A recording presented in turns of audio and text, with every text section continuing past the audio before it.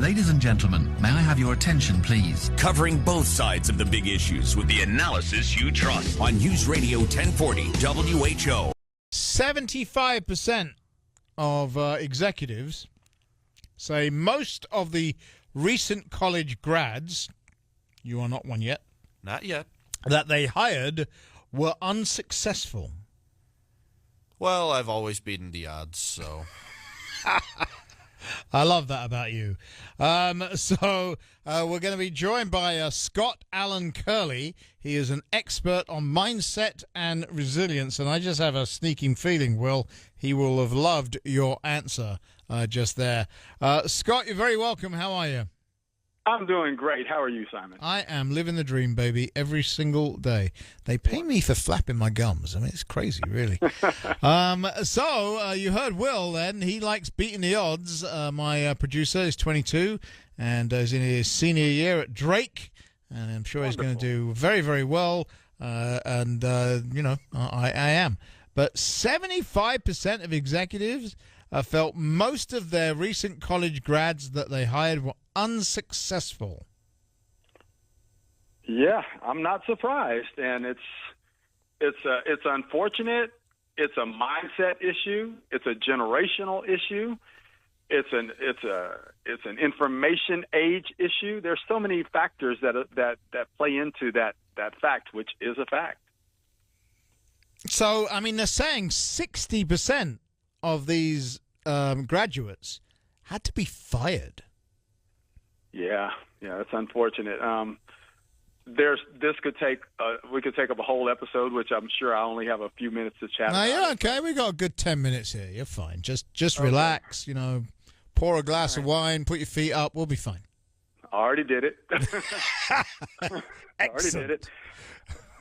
Well, if you don't mind, do you mind if I jump in and just tell you my take on that? And Sure. I do run a few different That's why companies. you're on, man. All right. Well, here's the challenge that young people face. First of all, to their credit, they are a big part of the information age. The young people, Gen Z, I believe we're calling them now. They are exposed to more information than we have ever been exposed to in the history of the world, ever.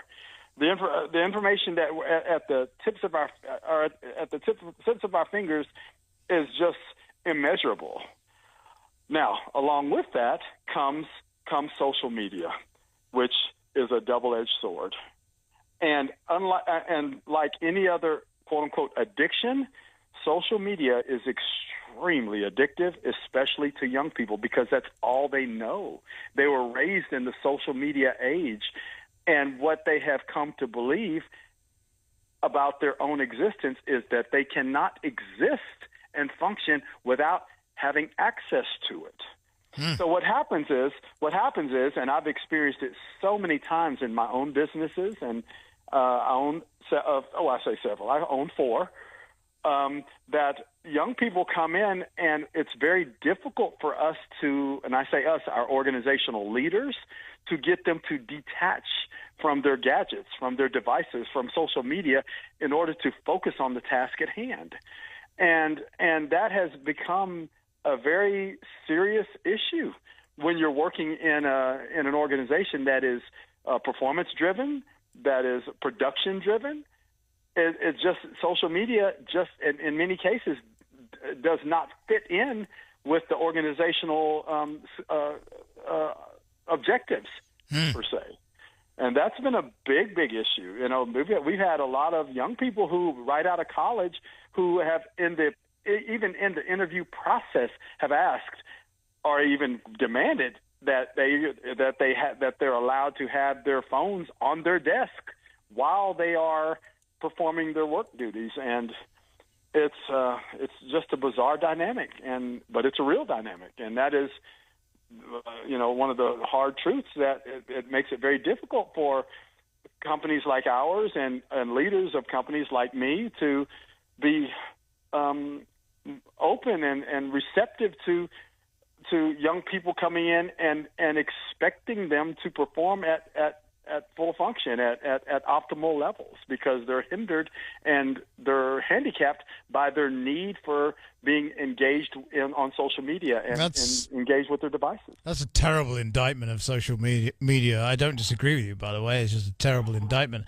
And here's something that's interesting as well, because schools now increasingly are looking to ban these devices completely on school premises. There's varying degrees of this depending on where in the country that you are, but I can tell you that this whole thing started back in England.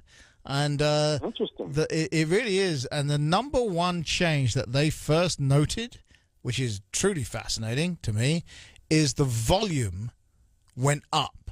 So the volume in the corridors went up when they were, moving from one class to another. The volume in the lunchroom went up because these that's where kids they were allowed to use their devices. No, they weren't. No, they were having to talk to each other. That's why the volume. Okay. They weren't allowed to have these devices in school at all. Wow. They were banned completely. And so these kids had no choice but to talk to each other, which sounds like alien to me because of the, when I grew up back in the Stone Ages, we didn't have these we didn't have these things. So talking to each other was normal. So was getting home from school, grabbing a soccer ball. Sorry, I hate calling it that. It really is a football. And going on our bikes down to the park and playing soccer until it got dark. Right. And that was my growing up. And mine as well. I'm sure we were in the same generation. There you I'm go. late 50s. Yes, absolutely. All right. So the problem is for these kids is social media, and that's why it's not working out. That's a big problem. There's another problem as well that, and I have to say this very delicately because I'm a very strong proponent of formal education. I think it's wonderful, but at the same time, I think higher education institutions need to be a little bit more honest with the students. I feel like, and I'm going to say this very delicately, but I have to be honest. I feel like they sell these young people a bill of goods. And what I mean by that is a kid 18 years old, and he goes to college, and he graduates at 22, and he gets a BBA, a business degree. They're being taught, and I know this for a fact because I have kids who graduated, and I actually got mine 100 years ago, and I know what I was taught and told, that once you graduate, you get your bachelor's of business or whatever you got your degree in, you are automatically eligible for a position in mid-management at a Fortune 500 company. And these kids, these young adults come into these interviews entitled, expecting to be offered that six-figure income because they have that degree.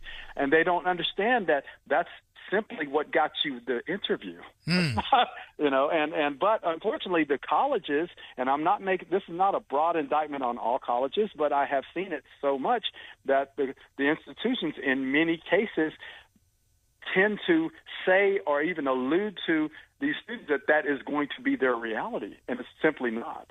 The problem, they realize that then real life hits them, and then they don't want to accept reality. The problem with colleges, you can stem back to when government got involved in loans, because then they thought, ooh, we're definitely getting paid. Let's bring out some basket weaving degrees, because, you can get college credit in Taylor Swift now. You really can. I'm not just using it as an example. It's out there. You really can. Of course, you have to pay for that course. It's insanity. And these young people, almost call them kids, showing my age, these young people are getting ripped off. And it's horrible to see it. That is what's happening. And so many of them are leaving university with like $100,000 of debt, and they only qualify for a $30,000 job.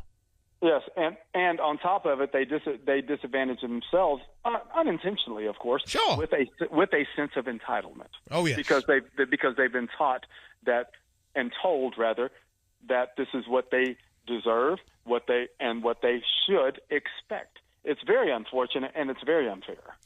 Absolutely right. Fascinating conversation. I really enjoyed it. Thank you for joining us today. We're talking to Scott Allen Curley, And he is, let me just pull him up right here. Many things. Oh, hang on. I went to the wrong one. Man, just hang on. I'll get this right. Good grief, Simon. Scott, tell everybody how they can get hold of you. Why don't Well, you? you can find me on scottallencurley.com. I did author a book called Absolution, The Dark Path to Light. So I kind of went through the school of hard knocks. I went through I had a lot of troubles growing up, went to actually prison for 10 years. Just had a really tough upbringing and, had a mindset shift about 25 years ago and decided that I just want to live and do differently. Just because I was in that situation, I chose not to be of it anymore and decided to do things differently. Well, I'm glad you found a way out. The book is called Absolution, The Dark Path to Light, and you can find out more about Scott at Scott Allen, that's 2 L's and an E, Scott Allen Curley, CURLEY.com. Scott, thanks for coming on, man. Appreciate you. Interesting conversation, to say the least. Thank you so much for having me, Simon. You take care. We'll talk again.